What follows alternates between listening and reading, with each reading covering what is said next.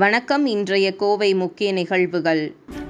Corona சிகிச்சை அளிப்பதற்காக புதிதாக அமைக்கப்பட்டு வரும் கொரோனா சிகிச்சை மையத்தையும் இதர வசதிகள் மேற்கொள்ளப்பட்டு வருவதை மாநகராட்சி ஆணையாளர் மற்றும் தனி அலுவலர் ராஜகோபால் சுன்கரா நேரில் பார்வையிட்டு ஆய்வு மேற்கொண்டார். கோவையில் கடந்த சில நாட்களாக தினசரி பாதிப்பு 80 வரை மட்டுமே இருந்த நிலையில் நேற்று கொரோனா தொற்றின் பாதிப்பு 100ஐ கடந்து இன்று 105 பேருக்கு கொரோனா நோய் தொற்று உறுதி செய்யப்பட்டுள்ளது. இதையடுத்து மீண்டும் கொரோனா சிகிச்சை மையங்களை பயன்பாட்டுக்கு கொண்டுவர மாவட்ட நிர்வாகம் முடிவு செய்துள்ளது. அதன்படி கோவையில் மீண்டும் கொரோனா சிகிச்சை மையங்கள் தயார்படுத்தப்பட்டு வருகின்றன. மேலும் கோவை மாவட்டத்தில் கொரோனா தொற்றின் 2வது அலையின் போது ஆக்சிஜன் தேவையுடன் கூடிய படுக்கைகள் கிடைக்காமல் தொற்றால் பாதிக்கப்பட்டவர்கள் கடுமையாக பாதிக்கப்பட்டனர். எனவே அதை கருத்தில் கொண்டு முன்னெச்சரிக்கை நடவடிக்கைகள் தீவிரப்படுத்தப்பட்டுள்ளது. கடந்த ஆண்டு கல்வி நிலையங்களின் வளாகங்களில் கொரோனா சிகிச்சை மையங்கள் ஏற்படுத்தப்பட்டன. தற்போது பள்ளி, கல்லூரிகள் இயங்கி வருகின்றன. எனவே மீண்டும் எந்தெந்த இடத்தில் சிகிச்சை மையங்கள் அமைக்க முடியும் என ஆய்வு செய்யப்பட்டு வருகிறது. முதல் கட்டமாக அவிநாசி சாலையில் உள்ள கொடிஷியா வர்த்தக கண்காட்சி மையத்தில் டி மற்றும் இ அரங்குகளில் 700 படுக்கை வசதிகள் கொண்ட கொரோனா சிகிச்சை சிறப்பு வார்டு அமைக்கும் பணி தொடங்கப்பட்டுள்ளது. கொடிஷியா அரங்கையும் அரசு கலை கல்லூரி வளாகத்தையும் மாவட்ட கலெக்டர் சமீரன், மாநகராட்சி ஆணையர் ராஜகோபால் சுன்கரா உள்ளிட்டோர் நேற்று ஆய்வு செய்தனர். இந்த நிலையில் மாவட்ட கலெக்டர் சமீரன் வெளியிட்ட செய்திக்குறிப்பில் கூறியதாவது: மாவட்ட ஆட்சியர் அலுவலக வளாகத்தில் 24 மணி கோவை மாவட்டத்தில் நேற்று ஒரே நாளில் 120 பேருக்கு கொரோனா தொற்று உறுதி செய்யப்பட்டுள்ளது. கோவை மாவட்டத்தில் கொரோனா தொற்று நாளுக்கு நாள் அதிகரித்து வருகிறது. இதனை கட்டுப்படுத்த மாநில அரசு மற்றும் மாவட்ட நிர்வாகம் பல்வேறு நடவடிக்கைகள் மேற்கொண்டு வருகிறது. இதனால் கோவை மாவட்டத்தில் தற்போது கொரோனா தொற்று பாதிக்கப்பட்டவர்களின் எண்ணிக்கை குறைந்து வருகிறது. இந்த நிலையில் கோவை மாவட்டத்தில் நேற்று ஒரே நாளில் மேலும் 120 பேருக்கு கொரோனா தொற்று உறுதி செய்யப்பட்டுள்ளது. இதன் மூலம் கோவையில் மொத்த பாதிப்பு அடைந்தோர் எண்ணிக்கை 2,53,755 அதிகரித்துள்ளது. இதன் மூலம் கோவையில் இதுவரை உயிரிழந்தவர்களின் எண்ணிக்கை 2,518 அதிகரித்துள்ளது. கோவை மாவட்டத்தில் கொரோனா தொற்றுக்கு சிகிச்சை பெற்று வந்த 94 பேர் நேற்று குணமடைந்து வீடு திரும்பியுள்ளனர். இதன் மூலம் கோவையில் இதுவரை கொரோனா தொற்று சிகிச்சை பெற்று குணமடைந்தவர்களின் எண்ணிக்கை 2,50,311 அதிகரித்துள்ளது. மேலும் 926 பேர் மருத்துவமனையில் சிகிச்சை பெற்று வருகின்றனர். தினமும் 10 முறை என இந்த வருடத்தின் 365 நாட்களும் ஜிம்னாஸ்டிக் முறையில் பிலிப் அடித்து சாதனை முறையில் ஈடுபட்டு வரும் கோவை பீனிக்ஸ் ரன்னர்ஸ் குழு தலைவர் கணேஷ் சிவக்குமார். கோவையைச் சேர்ந்த 54 வயது மூத்த தடகள வீரரான கணேஷ் சிவக்குமார் கடந்த 18 ஆண்டுகளுக்கு முன் கோவையில் முதன்முதலாக உடல் நலனை பேணும் வகையில் பீனிக்ஸ் ரன்னர்ஸ் குழு என்ற குழுவை தனது நண்பர்கள் சிலருடன் தொடங்கினார். அது தற்போது சுமார் 150க்கும் மேற்பட்ட உறுப்பினர்களுடன் செயல்பட்டு வருகிறது. இதன் தலைவராக இருந்து வரும் கணேஷ் சிவக்குமார் இளைஞர்களை ஊக்குவிக்கும் விதமாக புதுமையான சாதனையை செய்ய திட்டமிட்டிருந்தார். சிறு வயதிலிருந்தே ஜிம்னாஸ்டிக்கில் ஆர்வம் கொண்டுள்ள கணேஷ் சிவக்குமார் இந்த ஆண்டு 365 நாளும் தினமும் 10 முறை ஜிம்னாஸ்டிக் முறையில் பிரண்ட் பிலிப் அடித்து சாதனை முயற்சி செய்ய முடிவு செய்தார். இவர் ஏற்கனவே கடந்த 2020ஆம் ஆண்டு 365 நாட்களும் தினமும் 500 முறை ஸ்கிப்பிங் செய்து சாதனை புரிந்துள்ளார் என்பது குறிப்பிடத்தக்கது. இதற்கான தொடக்க நிகழ்ச்சி கடந்த 1ஆம் தேதி நேரு ஸ்டேடியம் அருகில் உள்ள கோவை அத்லெட்டிக் கிளப் பாஸ்கெட்பால் மைதானத்தில் நடைபெற்றது. இந்நிகழ்ச்சியில் கோவை கிருஷ்ணா மெட்ரிகுலேஷன் பள்ளி தாளாளர் வீரராகவன் அனைவரையும் வரவேற்று பேசினார். கோவை அத்லெட்டிக் கிளப் செயலாளர் ஸ்ரீனிவாசன் தலைமை தாங்கினார். Roots multi clean HR. Sampathkumar, rotary சங்க தலைவர் சேது, தொழிலதிபர் லட்சுமி நாராயணன் ஆகியோர் முன்னிலை வகித்தனர். தொடர்ந்து சாதனை முயற்சியை ஸ்ரீனிவாசன் வாழ்த்தி தொடங்கி வைத்தார். இந்நிகழ்ச்சியில் பீனிக்ஸ் ரன்னர்ஸ் குழுவைச் சேர்ந்த 50க்கும் மேற்பட்ட வீரர்கள் இருபுறங்களில் நின்று கைகளை தட்டி உற்சாகப்படுத்தினர். மேலும் இந்த சாதனை முயற்சியை இந்தியா புக் ஆஃப் ரெக்கார்ட்ஸுக்கு கொண்டு செல்லும் முயற்சிகளை அதிகாரிகள் மூலம் மேற்கொண்டு வருகின்றனர். இந்நிகழ்ச்சிகளை வழக்கறிஞரும் மூத்த தடகள வீரருமான ராஜன் தொகுத்து வழங்கினார். கோவை 10 சட்டமன்ற தொகுதிகளுக்கான இறுதி வாக்காளர் பட்டியலை மாவட்ட ஆட்சியர் வெளியிட்டார்.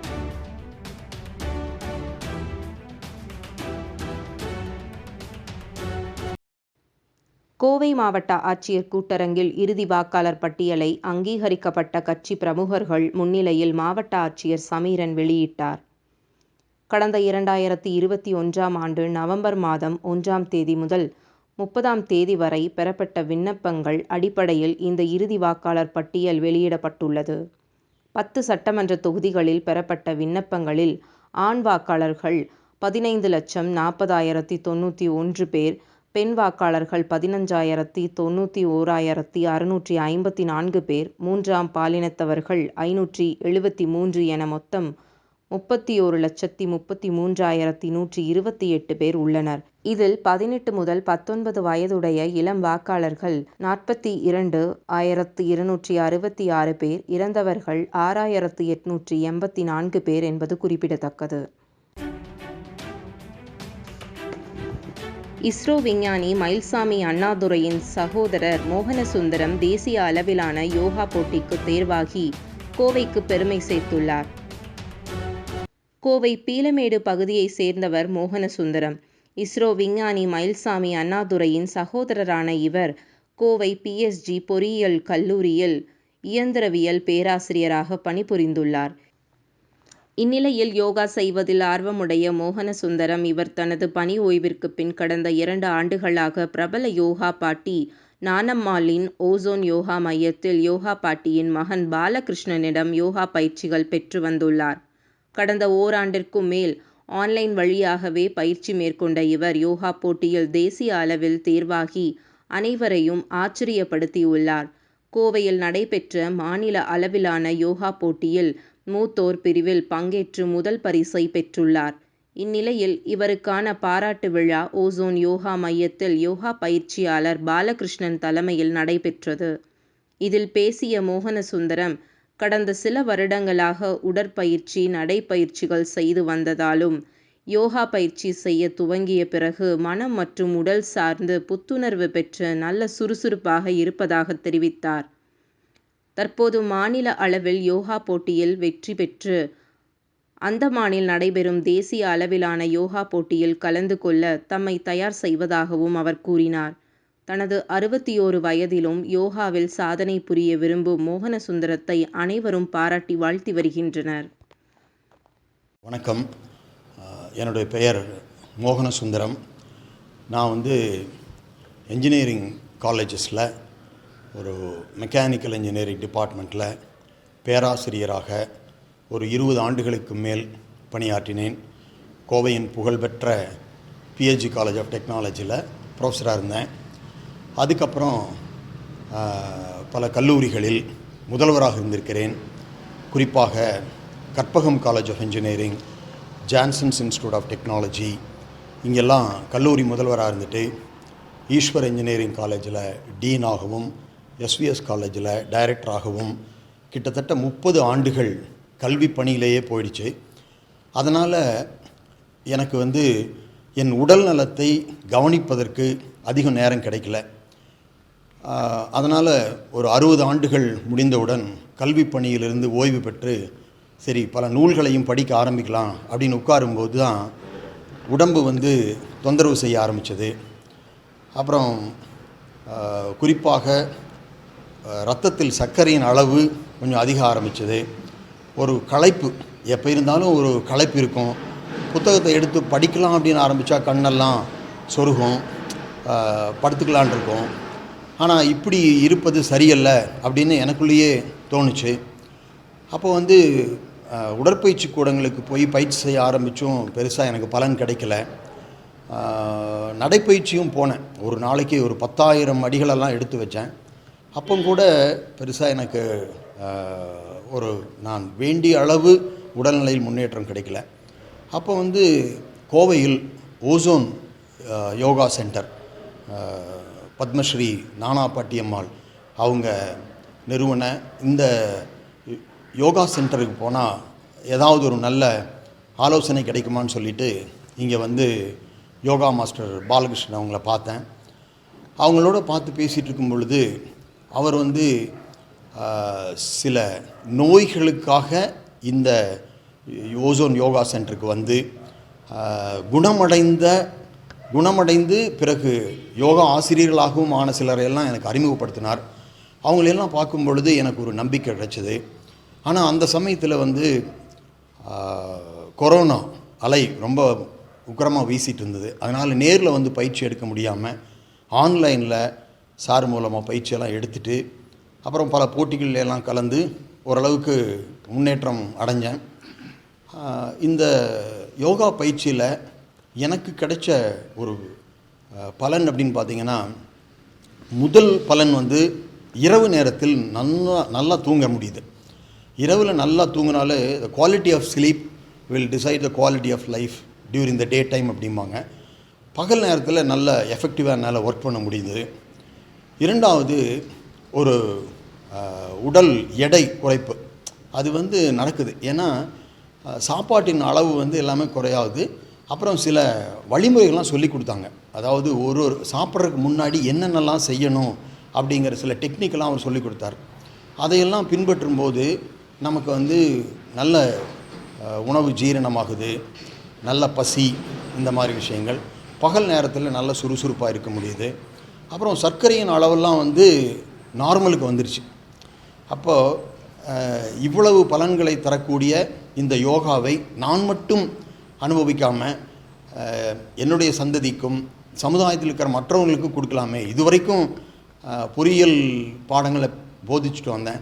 இனிமேல் வந்து நாம் அந்த யாம் பெற்ற இன்பம் பிறகையு வையகங்கிற மாதிரி இதை மற்றவங்களுக்கும் சொல்லித்தரலாமேன்னு சொல்லிவிட்டு கவர்மெண்ட் ஆஃப் இந்தியா நடத்துகிற அந்த டீச்சர் ட்ரைனிங் அந்த வகுப்புலையும் நான் இங்கே ஜாயின் பண்ணியிருக்கேன். அநேகமாக மார்ச் ஏப்ரலில் தேர்வுகள் வரும்னு நினைக்கிறேன். மே மாதம் நான் வந்து ஒரு யோகா இன்ஸ்ட்ரக்டர் ஆர் டீச்சராக ஆகிடுவேன். விரைவில் வந்து அமெரிக்க பயணம் மேற்கொள்ள இருக்கிறேன். அங்கே போயிட்டு நம்ம நாட்டு மக்களுக்கு இல்லாமல் அங்கேயும் வந்து யோகாவை எனக்கு தெரிந்த நான் என்னுடைய யோகா அனுபவங்களை எல்லாம் இந்த அமெரிக்க வாழ் தமிழர்களிடமும் அமெரிக்கர்களிடமே கூட இதையெல்லாம் சொல்லி இந்த யோகாவை எல்லா மக்களும் பயன்படுத்த வேண்டும். மருந்தில்லா வாழ்க்கையை மனிதர்கள் வாழ வேண்டும். பெரும்பாலும் வாழ முடியும் நம்பிக்கை இருக்குது எனக்கு. ஏன்னா வருமுன் காத்தல் தான் நலம் சிறப்பும்பாங்க. இது வந்து பல நோய்களை வராமலேயே காப்பாற்றும் என்ற நம்பிக்கை எனக்கு இருக்குது. தேசிய அளவில் நடைபெற்ற 10வது தேசிய அளவிலான கராத்தே போட்டியில் கேரளா, ஆந்திரா என பல்வேறு மாநிலங்களைச் சேர்ந்த வீரர் வீராங்கனைகள் கலந்து கொண்டு அசத்தினர். Association of sports karate India, Hindustan scouts and guide association மற்றும் மை கராத்தே இன்டர்நேஷனல் இணைந்து 10வது தேசிய அளவிலான கராத்தே சாம்பியன் போட்டிகள் கோவையில் துவங்கியது. கோவை கணபதி கிருஷ்ணா கவுண்டர் மண்டபத்தில் 2 நாட்கள் நடைபெற உள்ள இதற்கான துவக்க விழாவில் சிறப்பு அழைப்பாளராக Hindustan scouts and guide association council தலைவர் ஹரிபிரசாத் கலந்து கொண்டு போட்டிகளை துவக்கி வைத்தார். கௌரவ விருந்தினராக ராமநாதன், முன்னாள் வடக்கு மண்டல தலைவர் ரங்கராஜ் ஆகியோர் கலந்து கொண்டனர். அசோசியேஷன் ஆஃப் ஸ்போர்ட்ஸ் கராத்தே இந்தியாவின் பொதுச் செயலாளர் தியாகு நாகராஜ் ஏற்பாட்டில் நடைபெற்ற இதில் கேரளா, தெலுங்கானா, கர்நாடகா, தமிழ்நாடு என பல்வேறு மாநிலங்களைச் சேர்ந்த 500க்கும் மேற்பட்ட போட்டியாளர்கள் கலந்து கொண்டனர். இதில் பிளாக் பெல்ட் பெற்றவர்கள், பெறாதவர்களுக்கும் தனித்தனி போட்டிகள் உலக கராத்தே சம்மேளன விதிமுறைப்படி நடைபெற்றன. 3வது அலை எதிர்கொள்ள கோவை அரசு மருத்துவமனையில் 774 படுக்கைகளுடன் மருத்துவமனை தயார் நிலையில் உள்ளது. டி. நிர்மலா தகவல். கொரோனா 3ஆம் அலையை எதிர்கொள்ள சிறப்பு வார்டு அமைக்கப்பட்டு 774 படுக்கைகள் மற்றும் ஆக்சிஜன் தயார் நிலையில் உள்ளன. நாடு முழுவதிலும் 2 ஆண்டுகளாக கொரோனா தொற்றால் மக்கள் பெரிதும் பாதிக்கப்பட்டனர். தற்போது உருமாறிய ஒமைக்ரான் வைரஸால் மக்கள் தங்களின் நிம்மதியை இழந்துள்ளனர். நோய் தொற்று நாளுக்கு நாள் அதிகரித்து வருவதால் கொரோனா 3ஆம் அலை துவங்கிவிட்டதாக மக்கள் நல்வாழ்வுத்துறை எச்சரிக்கை விடுத்துள்ளது. தொடர்ந்து அரசு மருத்துவமனை, ஆரம்ப சுகாதார நிலையங்களில் கொரோனா பாதித்தவர்களுக்கு சிகிச்சை அளிக்க சிறப்பு வார்டு அமைத்து படுக்கைகள், ஆக்சிஜன் வசதிகள், பணியாளர்கள் போன்ற ஏற்பாடுகளை செய்ய தமிழக அரசு மாவட்ட கலெக்டர்களுக்கு உத்தரவிட்டுள்ளது. இந்நிலையில் கோவை அரசு மருத்துவமனையில் 774 படுக்கைகள் தயார் நிலையில் இருப்பதாக மருத்துவர்கள் தெரிவித்துள்ளனர். இதுகுறித்து அரசு மருத்துவமனை டீன் நிர்மலா கூறுகையில், கோவை அரசு மருத்துவமனையில் 774 படுக்கைகள் தயார் நிலையில் உள்ளன. தேவையான மருத்துவர்கள், செவிலியர்கள், மருந்து பொருட்கள் உள்ளன. குழந்தைகளுக்கு 230 ஆக்சிஜன் வசதியுடன் படுக்கைகள், பெரியவர்களுக்கு 427 படுக்கைகள் அமைக்கப்பட்டுள்ளன என்று கூறினார். தமிழக அரசின் கொரோனா தடுப்பு நடவடிக்கைகளுக்கான நியமிக்கப்பட்ட கோவை மாவட்ட கண்காணிப்பு அலுவலர் தாரேஸ் அகமது கோவை மாவட்ட ஆட்சியர் அலுவலகத்தில் செய்தியாளர்களை சந்தித்தார். அப்போது பேசிய அவர், கோவை மாவட்டத்தில் ஒமிக்ரான் தொற்று பரவல் முன்னெச்சரிக்கை நடவடிக்கைகள் குறித்து ஆய்வு மேற்கொள்ளப்பட்டதாகவும், சிகிச்சை மையங்களில் படுக்கை வசதி உள்ளிட்ட பல்வேறு வசதிகள் நல்ல முறையில் செய்யப்பட்டுள்ளதாகவும் கூறினார். மேலும் கொடிஷியா வளாகத்தில் மீண்டும் கொரோனா சிறப்பு சிகிச்சை வார்டு ஏற்படுத்தப்பட்டுள்ளதாக கூறிய அவர், இன்று நேரில் பார்வையிட்டு ஆய்வு மேற்கொண்டதாகவும் தெரிவித்தார். கொடிஷியா வளாகம், இஎஸ்ஐ மருத்துவமனை, அரசு மருத்துவக் கல்லூரி மருத்துவமனை ஆகிய இடங்களில் கொரோனா சிறப்பு வார்டுகள் தயார் நிலையில் உள்ளன. கோவை மாவட்டத்தில் ஒமிக்ரான் அலையை கட்டுப்படுத்த அனைத்து நடவடிக்கைகளும் சிறப்பாக மேற்கொள்ளப்பட்டுள்ளது எனவும் தெரிவித்தார். இன்றைய தினம் கோவை மாவட்டத்தில் ஒமிக்ரான் அதில் இருக்கிற ப்ரிப்பேர்ட்னஸ் ஆய்வு மேற்கொள்ளப்பட்டன. இந்த ஆய்வில் பெட் கெப்பாசிட்டி, டெஸ்டிங், அதே மாதிரி ட்ரையாஜிங் மற்றும் என்ஃபோர்ஸ்மெண்ட், கோவிட் அப்ரோப்ரியேட் பிஹேவியர் இதெல்லாம் இந்த மாவட்டத்திலே நல்லபடியாக மேற்கொள்ளப்பட்டுள்ளது. இந்த அலை இன்று ஒமிக்ரானால் இன்னும் கேஸ் சர்ஜ் வந்தீங்கன்னா அதுக்கு எப்படி ப்ரிப்பேர் பண்ணியிருக்காங்க, கொடிஷியா மற்றும் ஐசிசி CCC சென்டர் விசிட் பண்ணி அங்கே இருக்காமல் திருப்பி இனிஷியேட் பண்ணியிருக்காங்க. அது மட்டும் இல்லாமல் மெடிக்கல் காலேஜ், இஎஸ்ஐ, அங்கே இருக்கிற கோவிட் வாட்ச் அதோட அது எல்லாமே தயார் நிலையில் உள்ளது. கோவை மாவட்டத்தில் ஒமிக்ரான் அலை அதுக்கான எல்லா விதமான கட்டுப்பாடு நடவடிக்கைகளும் சிறப்பாக மேற்கொள்ளப்பட்டது. சார், கோவையில் ஒமிக்ரான் பாதிப்பு இருக்குங்களா சார்? ஒருத்தர் டிஸ்சார்ஜ் ஆகிட்டாரு சார். இப்போ புதுசாக வேறு யாராவது ஒமிக்ரான் பாதிப்பை கன்ஃபார்ம் பண்ணுறதுக்கு நேஷ்னல் இன்ஸ்டியூட் ஆஃப் வைராலஜி பூவில் நம்மளோட டிபிஎஸ் ஸ்டேட் பப்ளிக் ஹெல்த் லேப்லேருந்து அனுப்பிவிட்டு கன்ஃபர்மேஷன் வரும். அதுக்கு ஒரு டைம் லேக் இருக்கும். இப்போது ஒரு கேஸ் நம்ம ஐடென்டிஃபை பண்ணும்போது எஸ்ஜீன் ட்ராப் பார்ப்போம். RT-PCR பார்த்துட்டு அது எல்லாமே நம்ம அனுப்பி விடும்போது அங்கேருந்து கன்ஃபர்மேஷன் வரும். ஸோ நம்ம இந்த ஒரு சர்ஜ் ஒமிக்ரானால் இருக்கலாம்னு இந்த நம்பிக்கை நம்ம முன்னாடி பிளான் பண்ணுவோம். ஸோ இது இல்லைன்னா நம்ம இன்னும் அதுக்காக வெயிட் பண்ண தேவையில்லை. இதுக்கு ஒமிக்ரான் இந்த அலை வந்திருக்குன்னு நினச்சே நம்ம பிளான் பண்ணுவோம். So that we will be ready for when the real wave comes. Sir, இப்போ இருக்கிற சிச்சுவேஷன், இப்போ நம்ம முன்னெச்சரிக்கை நடவடிக்கைகள் தீவிரப்படுத்திருக்கிறோம் sir. So current situation is alarming or not sir?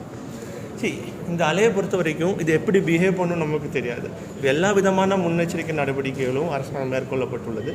நேற்று சீஃப் செக்ரட்டரி மீட்டிங் நடத்தியிருக்காங்க. ஸோ இதெல்லாமே எல்லா மாவட்டங்கள்லேயும் அதுக்கான டெஸ்டிங், அதுக்கான triaging facilities, CCC covid care centres. So இந்த கிருமி நம்ம பாப்புலேஷனில் எப்படி பிஹேவ் பண்ணணுன்னு தேவையான டேட்டா பாயிண்ட்ஸ் நமக்கு இன்னும் தேவை. ஸோ அதுக்கு பட் எல்லா விதமான முன்னெச்சரிக்கை நடவடிக்கை டெல்டா நீங்கள் பார்த்துருக்கு. இட் வாஸ் ஹைலி மோர்டாலிட்டி எல்லாம் இருக்கிற அந்த பர்சன்டேஜ் வைஸ் பார்க்கும்போது இட் இஸ் ஒமிக்ரான் லெஸ் சிவியர்னு சொல்கிறாங்க. மற்ற கண்ட்ரீஸில் இருக்கிற டேட்டாலேருந்து சொல்கிறாங்க. பட் நம்ம பாப்புலேஷன் எப்படி பிஹேவ் பண்ணி தெரிஞ்சு தான் நம்மளால் இது கரெக்டாக ஒரு முடிவு எடுக்கணும். பட் நம்ம எல்லா முன்னெச்சரிக்கை நடவடிக்கையும் ஃபுல் ஃபோர்ஸில் நம்ம எடுத்துகிட்டு அந்த டெஸ்டிங்கோட நம்ம டர்ன் ஓவர் டைம், அது இப்போ நம்ம இன்னும் சர்ஜ் வரும்போதும் அந்த டர்ன் ஓவர் டைம் மெயின்டைன் பண்ணுறதுக்கான நடவடிக்கையும் மாவட்ட நிர்வாகம் எடுக்கப்படும். ஸோ ரூரல் அர்பன் டிவைட் இல்லாமல், அப்படி ஒரு பிரச்சனை இல்லாமல் எல்லா இடத்துலையும் சேம் குவாலிட்டி ஆஃப் சர்வீஸ் கொடுக்கறதுக்கு மாவட்ட நிர்வாகம் ரெடியாக இருக்குது. சார், இப்போ ஊரடங்கு இப்போ நம்ம கட்டுப்பாடுகள் போட்டிருக்கோம்.